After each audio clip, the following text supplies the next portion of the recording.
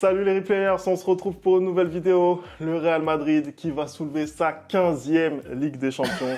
Victoire 2-0 du Real Madrid face au Borussia Dortmund. Le match vient juste de se terminer. Anderson. Je suis dans la joie, une joie immense. Je suis dans l'émotion, car Madrid est champion. Je vais tellement le cut. Je vais le cut d'une vitesse, ça va être incroyable. J'ai plus de voix. Merci le Real, merci Jude, merci Vinicius, merci Toni Kroos, merci Modric, merci à tous. Allez, générique, c'est parti.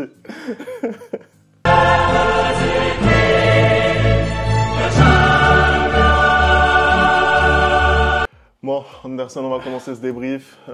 C'était vraiment un match très particulier à suivre. Moi, personnellement, je ne m'attendais pas à avoir cette presta du Borussia Dortmund. On en a longuement parlé en avant-match, mais c'est vrai que les joueurs du BVB, vraiment, ils ont été à la hauteur de l'événement. Moi, j'ai envie de les féliciter avant de te donner la parole. Vraiment, très, très bon match de leur part, même si à la fin, c'est implacable. Le Real Madrid gagne ce match de façon inéluctable presque. On sentait au fur et à mesure des occasions manquées du Borussia Dortmund que voilà, ça allait arriver comme un coup près vraiment ce but. En l'occurrence, il vient de Dani Carvajal, voilà, d'une tête rageuse. J'ai l'impression de revoir Zinedine Zidane en 1998. Toi, comment est-ce que tu as vécu le match en tant que supporter madrilène? Est-ce que tu étais serein sur la victoire finale du Real? Déjà, je vais commencer mon analyse en disant vraiment félicitations au Borussia Dortmund. Je pense que depuis 2014, on n'avait pas autant souffert dans une finale de Ligue des Champions contre l'Atlético Madrid. Là, ce soir, vraiment, ils ont fait une partie extraordinaire et je tiens à les féliciter. Maintenant, le Real Madrid en Ligue des Champions, c'est comme Thanos. Comme il dit, run from it, mais à la fin, le Real Madrid gagne toujours. En fait, c'est ça, tout simplement. Tu m'as posé la question, est-ce que j'ai été serein pendant le match? C'est pas vrai, j'ai pas été serein. Parce que quand je regarde la première mi-temps de mon équipe, j'ai peur. J'ai peur parce que je ne reconnais pas mon équipe. C'est-à-dire que je vois une équipe qui a du mal à progresser avec le ballon. Pourtant, le match avait très bien commencé pour le Real. Donc, je n'ai pas compris ce qui s'est passé après. Je pense que Dortmund a élevé son niveau de jeu et le Real a été très en difficulté malgré le fait qu'ils avaient la possession du ballon. Malgré le fait qu'ils avaient le ballon, mais ils ne savaient pas quoi en faire. Tout simplement, on s'est retrouvé comme le Barça ou Manchester City à faire les 1001 passes sans trouver d'ouverture parce que j'ai trouvé que dans la formation du Real Madrid, on va afficher d'ailleurs, il manquait ce point de fixation. Tu voyais clairement qu'en première mi-temps, il nous manquait ce neuf-là qui allait prendre la profondeur ou qui allait redescendre pour un peu fixer le jeu parce que Dortmund a très bien compris comment le Real jouait. Ils ont bloqué le côté avec Rodrigo qui a été inexistant pendant la première mi-temps et Vinicius qui lui a provoqué quand même, mais a été un peu moins dangereux. Car pour moi, c'est clairement le meilleur joueur du Real sur cette finale-là parce que absolument toutes les occasions du Real sont venues de Vinicius. C'est vraiment le joueur qui pense être. J'espère qu'il sera récompensé en fin de saison par un ballon d'or. Mais non, j'ai pas été serein dans ce match-là jusqu'à la 75e, jusqu'à la deuxième mi-temps. On va dire que là, le Real revient avec un bien meilleur visage. Et là, ce que j'ai commencé à voir m'a plu. C'est-à-dire qu'un Real qui presse haut, les joueurs qui font des efforts ensemble. Parce qu'en première mi-temps, c'était pas le cas. C'est-à-dire que, comment ça s'appelle, Vinicius pressait, Rodrigo pressait, Bellingham pressait, mais chacun à son tour. Alors qu'en deuxième mi-temps, vraiment, c'était, on aurait dit une symphonie. Et bien évidemment, ça paye. C'est-à-dire que quand tu vois que le Real est un tout petit peu dangereux, bah voilà. Ils te punissent directement. Dortmund qui a raté un nombre incalculable d'actions. Tu peux faire ça contre n'importe quelle équipe, mais contre le Real, c'est pas possible. Dès que tu as l'occasion, tu dois mettre. Sinon, ils te punissent. Là, on a vu un Dortmund au final qui a été bien supérieur à ce qu'ils nous ont montré lors de la double confrontation contre le PSG. Après, c'est un scénario de match finalement que tu avais un petit peu prédit, Anderson, c'est-à-dire une équipe du Real Madrid avec la possession du ballon, mais une équipe stérile qui a énormément de mal face à des blocs bas. Et effectivement, ce qui a été très frappant dans ce début de match, c'est la sérénité de Dortmund. À chaque fois qu'ils avaient le ballon, ils l'ont pas beaucoup eu, mais vraiment, ils ont été extrêmement calmes. Et ils ont fait du Real Madrid, en fait. Et ils ont fait du Real Madrid. Ils ont fait du Real Madrid. Vraiment, techniquement, ils ont été très, très sûrs. Et même pendant ce premier quart d'heure où on avait l'impression que le Real maîtrisait un petit peu son sujet, c'est eux qui se sont procuré l'occasion la plus sérieuse. Et après, derrière, ça a commencé à dérouler. On a vu notamment ce poteau touché par Füllkrug. Après, il y avait hors-jeu. Il y avait une position de de hors-jeu très certainement. On a vu pas mal d'occasions, Karim Adeyemi notamment, et ça me permet aussi de revenir sur le match de Monsieur Thibaut Courtois qui honnêtement, voilà, même pas pris pour l'Euro avec la Belgique, et on le voit qui nous fait encore un match sensationnel, comme s'il avait joué toute la saison. C'est juste incroyable. Écoute, quand on a fait l'avant-match, on s'est dit, injustice ou pas, que Courtois soit titulaire ce soir. Quand on voit la saison qu'a fait Lounine, quand on voit le parcours de Ligue des Champions qu'a fait Lounine, je pense que là, ce soir, il a mis fin au débat. C'est-à-dire que c'est ton gardien numéro 1, comme je l'avais dit. Quand il revient, quand il est en forme, tu ne peux pas te permettre de ne pas le mettre. Pour gagner des titres, il ne faut pas faire de sentiments. Et moi, c'est une chose que j'apprécie beaucoup chez Carlo Ancelotti. Il ne fait pas de sentiments. C'est-à-dire que ce soir, il a estimé que Courtois, c'était le meilleur gardien et c'était la meilleure option pour son club pour gagner la Ligue des Champions. Il l'a mis et Courtois, il est impérial. Il est impérial encore. Ce n'est pas à la hauteur de sa finale contre Liverpool, bien évidemment, mais c'est encore ce soir celui qui permet au Real d'être en vie. C'est-à-dire que sans Courtois, ce soir, en première mi-temps, peut-être qu'il y a déjà 2-0 pour Dortmund. En fait, tellement ils ont été dangereux et tellement ils ont multiplié les occasions. Comme je l'avais dit, moi, je m'attendais à ce match-là. Pourquoi? Parce que Adeyemi et Sancho, dans le côté surtout Adeyemi, ils ont posé énormément de problèmes par leur vitesse. Et parce ça que aussi, c'est un des éléments dont tu avais parlé lors de l'avant-match. C'est-à-dire que vraiment, ce qui s'est passé sur les côtés avec Jadon Sancho, mais vraiment qui revient d'entre les morts en cette deuxième partie de saison, c'est incroyable ce qu'il nous propose. Il suffisait de quitter Manchester United. Vraiment, je crois que vraiment United est maudit depuis le départ de Ferguson. Et là, vraiment, Sancho, ce qu'il nous fait, c'est incroyable. Et les deux éléments de côté, justement, avec Karim Adeyemi, ils ont posé énormément de problèmes. Mais paradoxalement, moi, j'ai trouvé que Ferland Mendy, puisque c'était lui qui était face à lui, a quand même répondu. Hein. Il a vachement répondu. Il avait un client, vraiment. Et je pense qu'il a vraiment fait un bon match. C'était pas facile. Moi, je trouve que Mendy a fait un très très bon match. Si je dois un peu classer les joueurs du côté Real Madrid, je pense qu'il y a Vinicius qui fait un très bon match, il y a Thibaut Courtois qui fait un très bon match et il y a pour moi aussi Ferland Mendy, il est dans ce top là parce que je trouve qu'il fait un match fantastique. Quand tu vois le client qu'il a en face et surtout que quand tu regardes à gauche, côté droit pardon, avec Carvajal, défensivement, ça a été un peu plus compliqué pour lui parce que après c'est la vieillesse aussi, il avait un peu plus de mal à chaque fois. Valverde revenait un peu pour pouvoir bloquer justement Adeyemi qui à chaque fois partait dans la profondeur. Je trouvais que Mendy tout seul défensivement, il avait fait un très très gros match. Après, moi le souci que j'ai eu un peu avec son match, c'est qu'en première mi-temps, il n'offrait pas ce dédoublement dans le dos de Vinicius et du coup, on avait vraiment du mal à attaquer. En deuxième mi-temps, il a commencé à le faire et notre première grosse occasion la plus dangereuse, elle est arrivée. Tout simplement parce que quand tu offres cette possibilité d'aller dans le dos de Vinicius, les défenses te suivent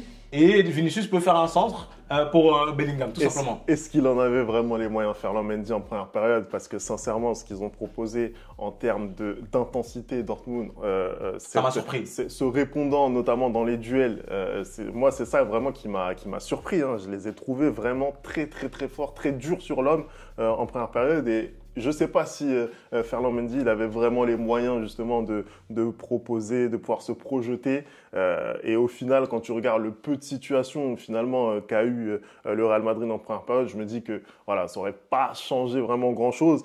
En deuxième période, logiquement, Dortmund, ils baissent le pied physiquement. On sait que voilà, ils ont peut-être un peu moins de qualité en sortie de banc. Et là, forcément, on savait qu'au fur et à mesure que les minutes allaient s'égrener, ça allait être de plus en plus compliqué pour cette équipe de Dortmund. Et c'est ce qui s'est passé, on va dire, à partir de l'heure de jeu. Parce que au retour des vestiaires, je les ai quand même trouvés toujours dedans, toujours menaçants. Sur le but de Thibaut Courtois, mais après voilà, passer l'heure de jeu, ça a été très très compliqué. Même l'entrée de Marco Reus, finalement. Pour moi, c'est à ce moment-là même précisément que le match bascule parce que j'ai l'impression qu'on perd un peu tout ce que Adeyemi emmenait dans le match avec l'entrée de Marco Reus, malheureusement. Hein. Il faut bien un méchant, je suis désolé, Marco, hein, tu ne finiras pas ton histoire de la plus belle des manières parce que voilà, le Real Madrid, c'est le méchant du film. Hein, c'est le méchant du film. Mais oui, j'ai trouvé que c'est au moment où Marco Reus est rentré que le match a limite basculé parce que si tu regardes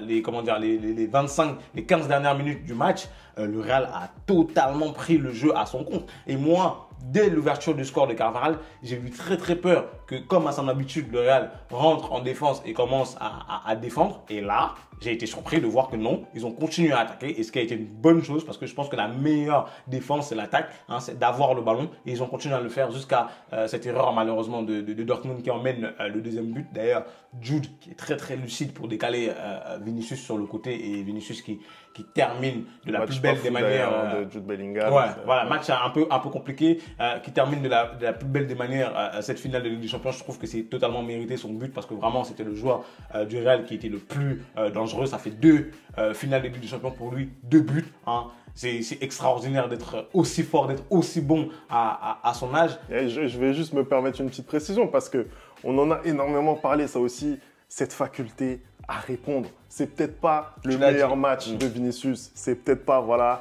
il en a certainement livré des meilleurs, que ce soit cette saison ou précédemment, mais il y a toujours cette faculté à être là dans les moments décisifs, à être là, à porter son équipe. À pas se cacher. Voilà. À pas se cacher. À pas se cacher. Voilà. Ça n'a pas été évident, notamment par période pour lui. Il a essayé de tenter, mais pas franchement avec de la réussite. Il n'a pas été énormément soutenu, t'en as parlé. Mais c'est vrai que voilà, il y a toujours ce moment où il est là, toujours ce moment où il va te sortir d'affaire. Et ça, voilà, par rapport à un certain gamin de la banlieue de Paris, voilà, c'est vrai que ça va être très compliqué. Je vois pas de qui tu parles. Voilà. Tu sais quoi, même moi, je ne sais même pas de qui je parle. Voilà. Mais c'est vrai que attention à lui l'année prochaine. Voilà, il va vraiment falloir qu'il se mette au niveau. Il va arriver s'il arrive dans une équipe qui est pratiquement parfaite. Hein. Je pense que après ce soir, on a vu clairement qu'il manquait un point de fixation, il manquait un 9.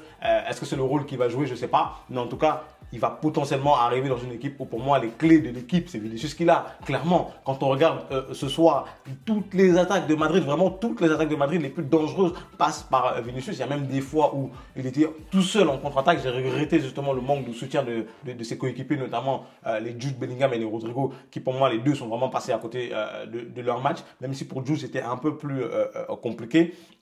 J'ai trouvé vraiment que Vinicius, à chaque fois, c'est un danger. C'est exceptionnel, tu vois. Et j'ai trouvé que Dortmund, malgré le plan de jeu qu'ils avaient mis pour le bloquer, le ralentir, bah, il avait quand même réussi à chaque fois, soit par son contrôle, soit par sa technique, à éliminer son défenseur direct. Et c'est pas facile à faire. Franchement, aujourd'hui, Vinicius, en tant qu'ailier gauche, je sais pas qui est meilleur que lui. Il y en a pas un seul qui est meilleur que lui, je suis désolé. Personne n'est meilleur que lui à ce poste. Tu as parlé de Marco Reus tout à l'heure, Anderson. J'ai envie de parler aujourd'hui, puisque c'était également sa dernière, de monsieur Toni Kroos, qui encore nous livre une prestation incroyable. Voilà, c'est un peu comme Zizou, où tu te demandes si c'était vraiment le bon moment pour lui d'arrêter. C'est incroyable ce qu'il nous a fait. Je pense que Toni est seul maître de son destin, et je pense que encore synonyme de sa froideur, il a choisi de terminer sa carrière au sommet. Et ce soir, la prestation, encore une fois de plus, qu'il livre, parce que quand c'est compliqué pour le Real, je ne sais pas si tu l'as remarqué, mais chaque fois que le match est compliqué pour le Real, chaque fois qu'il y a un joueur qui est en difficulté, qu'est-ce qu'il fait? Donne la passe à Toni Kroos. Tout simplement parce qu'il sait que Toni va trouver la bonne passe, va trouver l'ouverture. Et encore ce soir, ça a été le cas. Je trouve qu'à chaque fois qu'il fallait renverser le jeu, il était là. Après, bien évidemment, ça ne va pas être le mec qui va porter le ballon vers l'avant et tout, mais ça va être le mec qui va temporiser. À chaque fois, quand le jeu commençait un peu à s'emballer, je voyais qui faisait des signes de main, calmer le jeu, il posait le ballon au sol. C'est vraiment ce dont le Real a besoin. J'ai très très peur pour la suite parce que je ne sais pas qui va pouvoir remplacer un Toni Kroos. Surtout qu'en plus, je le dis quand même, en début de saison, tu étais peut-être un des plus virulents avec Toni. Tu as raison. J'étais un des plus virulents parce que pour moi, j'estimais qu'il n'avait plus son niveau d'antan. Parce que quand tu regardes la saison dernière, c'est plutôt Modric qui était encore très très bon. Et je ne sais pas ce qui s'est passé cette saison. Toni Kroos, il fait une saison exceptionnelle. Et dès le début de la saison, je l'ai reconnu que je m'étais trompé parce que pour moi, j'étais clairement dans des discours de il faut qu'il quitte mon club. Voilà, parce que moi, je suis comme ça, moi, je suis émotif. Après 2-3 matchs ratés. Mais non, la saison qu'il vient de fournir m'a prouvé le contraire. Et vraiment, c'est très très beau de la part d'Ancelotti de le laisser sortir comme ça sous l'ovation du public. C'est très beau de la part de Dortmund aussi d'applaudir ce joueur fantastique. Vraiment, merci à Toni Kroos pour tout ce qu'il a donné au football. Parce parce que Toni Kroos, c'est le football, tout simplement. Voilà. Et on a hâte de voir ce qu'il va nous proposer à l'Euro chez lui en Allemagne. Voilà, c'est la 15e Ligue des Champions de l'histoire pour le Real Madrid. L'avantage avec le Real, c'est qu'au moins, j'apprends les nombres en espagnol. Voilà, là, j'ai appris un nouveau mot. La Decimo Quinta. Incroyable. 15e. Vraiment, mais c'est incroyable. Ils ont marqué l'histoire une fois de plus. 15 Ligues des Champions, Qu'est-ce que ça représente pour toi, supporter du Real? Qu'est-ce que ça représente pour moi, supporter du Real? Parce que je pense qu'à un moment donné, il y a un ami à moi qui me demande est-ce que c'est un exploit ou est-ce que c'est normal? Non, je suis désolé, c'est encore un exploit. Pourquoi? Parce que cette Ligue des Champions, elle est particulière. C'est la première Ligue des Champions que le Real gagne sans perdre ne serait-ce qu'un seul match. Je suis désolé, c'est une Ligue des Champions qui est aussi à l'image de cette équipe, à savoir très jeune. On a une moyenne d'âge, je pense, du Real cette année qui est pas loin des 25 ans. Hein, quand tu vois dans l'effectif des Vinicius, des Bellingham, des Rodrigo, des Tchouaméni, des Camavinga, eh bien, ça fait plaisir. Franchement, je pense que le parcours de la Ligue des Champions cette année, la saison qu'ils livrent, n'est pas facile du tout. Quand tu as eu au début de la saison, je ne sais pas combien de blessés, des joueurs cadres qui étaient blessés, Courtois était blessé, Militao était blessé, comment il s'appelle, Alaba était blessé, hein, Vinicius a été blessé pendant 2 mois. Tu as eu énormément de joueurs qui n'ont pas été au top tout au long de la saison. Quand ils n'ont pas été au top, il y a d'autres joueurs qui se sont révélés, notamment Bellingham qui fait une première partie de saison extraordinaire. Rodrigo aussi, quand Vinicius n'était pas là à gauche, qui fait une saison extraordinaire. Toni Kroos tout le long de la saison qui a été incroyable. Modric qui sort du banc, qui te fait des prestations magnifiques. On lui demande est-ce que ça doit te déranger d'avoir moins de temps de jeu. Il a dit non, c'est le jeu. Hein, j'apporte mon expérience, je m'intègre dans cet effectif-là. Le turnover est là. On peut parler de Brahim aussi. Brahim, pareil, qui a été un élément essentiel. C'est lui qui met ce but contre Leipzig, qui est si important. En fait, c'est une équipe. C'est magnifique, c'est rodé. Il n'y a pas d'ego. Hein, Vinicius l'a dit, il laisse leur ego au vestiaire quand il rentre sur le terrain et ça se voit franchement. Quand tu vois Modric faire des efforts, alors qu'il a 5 Ligues des Champions, 6 maintenant, excusez-moi, comment toi tu ne vas pas faire d'efforts alors que tu n'en as même pas une ou deux, hein? C'est particulier. À chaque fois, c'est peut-être la 15e, mais c'est une saveur particulière parce que je trouve qu'elle a été gagnée dans l'abnégation, dans la résilience encore une fois de plus, et il prouve à l'Europe entière qu'on est bel et bien le roi de cette compétition-là et que je pense qu'on devrait l'appeler la Real Champions League. Voilà, merci. Je te pose une dernière question. Quel rôle tu penses qu'Ancelotti a dans ce succès? C'est vrai qu'on entend pas mal de choses, voilà, le fait qu'il a peut-être moins d'impact sur le jeu de son équipe qu'un Pep Guardiola par exemple. Toi, comment tu classes ce Carlo Ancelotti par rapport à ce nouveau succès du Real Madrid? C'est simple, il le dit lui-même. Ancelotti, ce n'est pas un entraîneur qui a un style de jeu. Il le dit lui-même, son style de jeu, c'est s'adapter à l'adversaire. Et il le fait très très bien. Et je pense que c'est un excellent manager. Parce que moi, une fois en interview, je l'ai entendu dire, je ne manage pas des joueurs, je manage des hommes. Et franchement, je pense que ça dit absolument tout sur sa personnalité. Parce que je pense que c'est quelqu'un qui sait avant tout comment gérer les émotions de ses joueurs. Je pense que c'est quelqu'un qui sait avant tout comment parler et motiver ses joueurs. Parce que je suis désolé, quand tu as un vestiaire comme ça, qui a déjà gagné 5 Ligues des Champions, comment tu arrives à les motiver? Je pense que l'intelligence aussi d'Ancelotti, c'est de savoir souvent parler quand il faut parler et souvent s'écarter quand il faut s'écarter et laisser les joueurs prendre leurs responsabilités. Et il a cette faculté de donner aux joueurs la confiance, de leur dire évoluez comme vous pensez être le mieux. Quand on voit le positionnement de Jude Bellingham cette saison, c'est lui qui dit à Bellingham promène-toi, fais-toi plaisir. Pareil, quand on voit qu'il demande à Vinicius et à Rodrigo limite d'être buteur cette saison et que aucun des deux n'est fâché, hein, que ça fait pas des stories pour dire qu'ils sont pas contents de leur positionnement, c'est que quelque part il te montre qu'il te fait confiance et les joueurs lui rendent cette confiance-là en fait. Et il y a cette relation de confiance qui est en place où chacun respecte l'entraîneur et c'est parce que l'entraîneur force le respect. C'est sa 5e Ligue des Champions ce soir. Rendez-vous compte. En tant qu'entraîneur. En tant qu'entraîneur, pardon. Oui, c'est vrai que parce que c'était un joueur exceptionnel aussi. Il y en a 2 autres. C'est dingue. Le gars, il a perdu une seule finale contre Liverpool en 2005. Et encore, c'est vraiment un coup de sort. Ouais.